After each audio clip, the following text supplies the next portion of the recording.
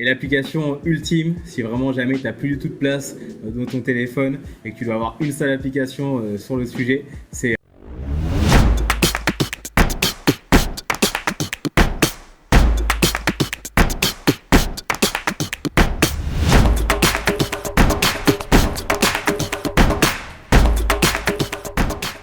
Hello, aujourd'hui on voulait te proposer d'avoir un top 5, puis un top 10 et finalement ce sera un top 20 des applications à utiliser quand tu es digital nomade. On va donc t'expliquer selon différentes catégories les applications qu'on utilise quotidiennement. On va commencer d'abord avec la banque et tout ce qui est monnaie. Donc comme tu le sais, nous on est chez la banque N26, donc une des applications qu'on va utiliser fréquemment ça va être l'application N26.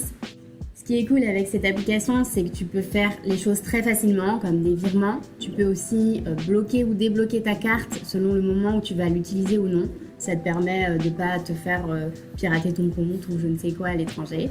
Voilà, c'est une app qui est quand même très cool, très intuitive et qu'on utilise fréquemment. au quotidien.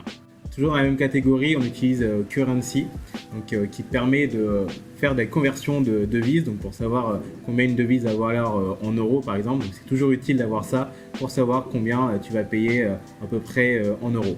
L'avantage de l'application Currency aussi, c'est qu'il n'y a pas besoin de connexion, ça fonctionne hors ligne. Donc si tu n'as pas internet, c'est cool, tu peux quand même savoir quel montant tu vas payer. Ensuite, dans la partie communication, création, nous on utilise Canva. Canva, c'est une application qui te permet de faire des graphismes de manière très facile. En fait, tu as des templates qui sont déjà tout faits, des typos, et tu as juste après toi à faire ton petit graphisme comme tu le souhaites. Tu as même les dimensions des différents formats dont tu aurais besoin, si tu as besoin de faire une bannière YouTube, un post Instagram, une story. Donc c'est vraiment le top en tant qu'entrepreneur parce que ça te fait gagner énormément de temps. Et après, pour ce qui est retouche photo, on va utiliser de notre côté Lightroom et VS Code qui sont des apps, je pense, que tu connais déjà. Pareil, tout est très simple et très intuitif. Alors, on change de catégorie pour passer dans la catégorie travail et productivité. Donc, en premier, tu as Evernote. Et si tu as bien vu nos mails du lundi, on a parlé aussi de Notion. Je ne sais pas s'il y a dit Notion ou Notion. Mais en tout cas, maintenant que j'ai utilisé Notion, j'utilise plus du tout Evernote. Donc tu pourras faire l'arbitrage. Ça te permet de prendre des notes et de gérer tout l'aspect collaboratif quand tu bosses sur des projets.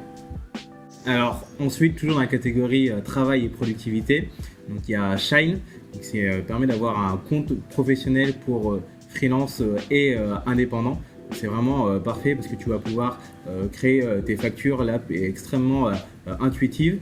Tu vas pouvoir avoir accès à tes RIB aussi en un rien de temps si tu dois le fournir à un client. Et le gros plus, c'est qu'il y a un chat qui est disponible 24 heures sur 24. Donc dès que tu es paumé, tu peux poser plein de questions et vraiment qui vont au-delà de l'application. Par exemple, si tu dois faire tes déclarations, que tu es un petit peu paumé, ça va vraiment avoir des réponses à tes questions, vraiment tout ce qui gravite autour de l'entrepreneuriat et du freelancing et pas seulement à la facturation ou à la banque. Alors ensuite, pour être productif et rester focus, nous on utilise l'application Forest. Forest, en fait, c'est pour éviter de regarder ton téléphone toutes les 5-10 minutes. C'est vrai que maintenant, notre génération, on a un peu tendance à vivre avec notre téléphone au bout de la main. Le but de l'application, ça va être du coup de planter un arbre et si tu touches ton téléphone, l'arbre va mourir. En fait, le but, ça va être que ton arbre pousse au maximum. Comme ça veut dire que tu n'as pas touché à ton téléphone. Et dès que tu vas toucher ton téléphone, ton arbre meurt. Et c'est basé sur le principe de Pomodoro qu'on a déjà abordé dans une ancienne vidéo. On te mettra le lien quelque part ici. Et donc dans cette vidéo, on avait parlé de l'outil qu'on utilise pour faire Pomodoro. Donc c'est Bifocus Pro. Donc soit pour cette technique, tu peux utiliser Bifocus Pro, soit Forest. En tout cas, l'idée, c'est à chaque fois d'avoir une plage de 25 minutes où tu vas bosser à fond et soit pas toucher ton téléphone ou soit rester du coup sur ta tâche et rester focus. Donc en termes de productivité, ce qui est hyper important, c'est d'avoir un bon Wi-Fi, évidemment. Donc on t'avait parlé aussi de cette application qu'on utilise, c'est Speed Test. Donc ça te permet d'avoir la qualité du Wi-Fi. En gros, tu te connectes avec l'application et ça va te faire un test de vitesse pour voir si le Wi-Fi est de bonne qualité ou pas. Ensuite, on va passer à la catégorie sport et routine matinale. Comme tu le sais, on est adepte des routines matinales et ça en fait le lien également avec tout ce qui est productivité dont on vient de te parler. Pour le sport, on utilise l'application Seven. Seven, c'est une application de sport avec des exercices. Tu as en vidéo en fait les exercices que tu dois faire. Ça s'appelle Seven parce que ça dure 7 minutes. Donc 7 minutes, ça ne te prend rien si tu n'as pas le temps de faire du sport. Et en même temps, ça te permet de rester en forme et de te motiver pour toute ta journée. Exactement. Et toujours du coup dans la continuité des routines matinales, moi j'aime bien...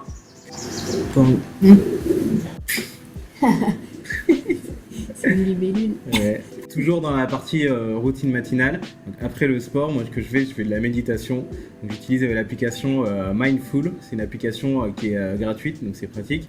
Mais sinon, si tu veux payer, peut-être que ce sera un petit peu plus quali. Tu as l'application Petit Bambou qui est en français.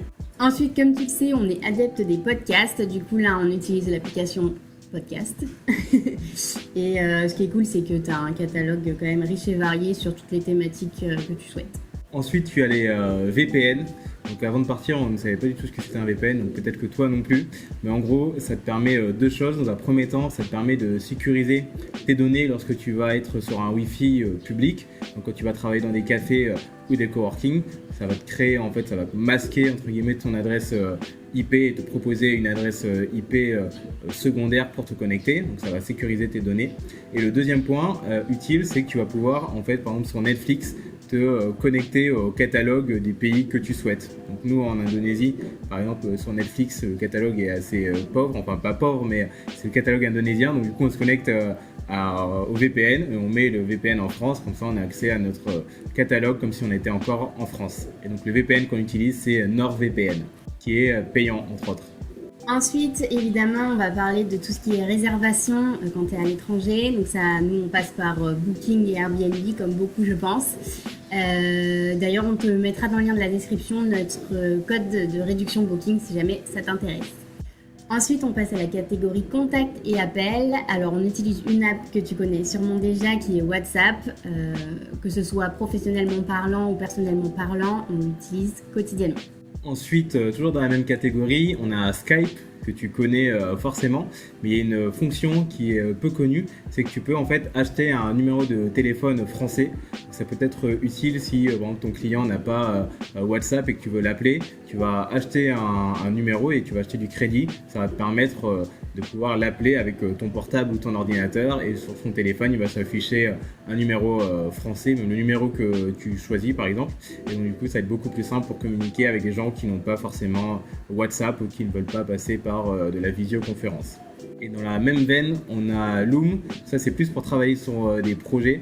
Ça te permet en fait de filmer ton écran et en même temps, ça va filmer ta tête sur une petite bulle pour la webcam. Donc, c'est très cool, surtout quand tu es travailleur à distance. Tu peux faire des bilans, par exemple des bilans hebdomadaires à tes clients en montrant ce que tu fais et du coup en montrant ta tête. C'est vraiment un atout quand tu travailles à distance de vraiment te montrer souvent. Donc tu vas te filmer, tu vas dire cette semaine j'ai fait ça et tu montres directement en faisant une capture d'écran vidéo et en montrant ta tête. Donc ça va créer un rapport supplémentaire que tu peux ne pas avoir quand tu es à distance par exemple.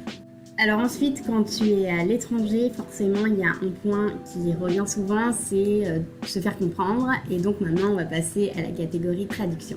Alors, il y a deux applications qu'on utilise pour les traductions. Premièrement, ça va être Duolingo. Duolingo, c'est une app qui te permet d'apprendre de nouvelles langues. Et donc ici, par exemple, on peut apprendre l'indonésien. Tu as des genres de petits jeux comme pour les enfants où du coup, tu peux apprendre certains mots et c'est quand même hyper pratique de parler un minimum la langue dans le pays, surtout quand tu y restes un peu longtemps. Ensuite, des applications qu'on a vues et qu'on trouve plutôt cool, c'est les applications où tu vas parler directement à ton téléphone, tu vas dire une phrase et en fait ça va te la traduire dans la langue que tu souhaites.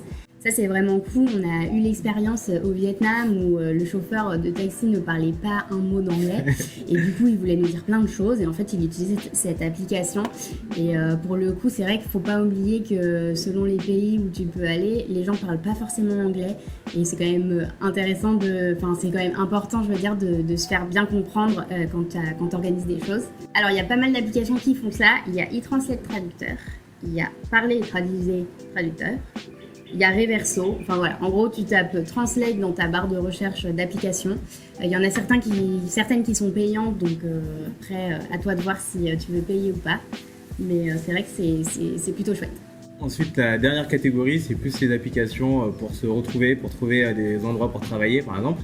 Il y a Google Maps et Maps.me, c'est des applications que tu dois connaître, peut-être le premier plus que l'autre.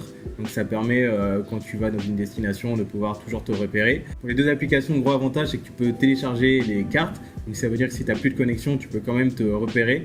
Et nous, l'astuce qu'on a trouvée quand on est en scooter, c'est de mettre le plan dans son écouteur. Comme ça, en fait, Google Maps va te parler directement et c'est beaucoup plus pratique que d'avoir son téléphone à la main et regarder.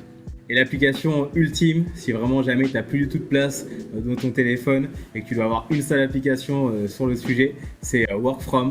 Donc on en a déjà parlé, mais ça te permet en fait de trouver des endroits pour travailler au plus proche de toi. Donc ça va être géolocalisé et ça va te mettre un rayon de tous les endroits pour travailler avec la qualité du Wi-Fi, avec combien de tables il y a pour travailler et même les prix par exemple des cafés dans les cafés.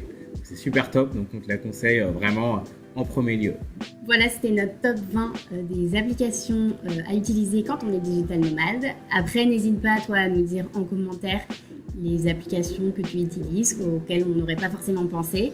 Et puis, dis-nous si on t'a fait aussi découvrir de nouvelles applications que tu ne connaissais pas. Comme d'habitude, n'hésite pas à t'abonner à la chaîne. Tu peux nous mettre un petit like et t'abonner à la cloche des notifications. Ça nous aidera vachement pour le référencement.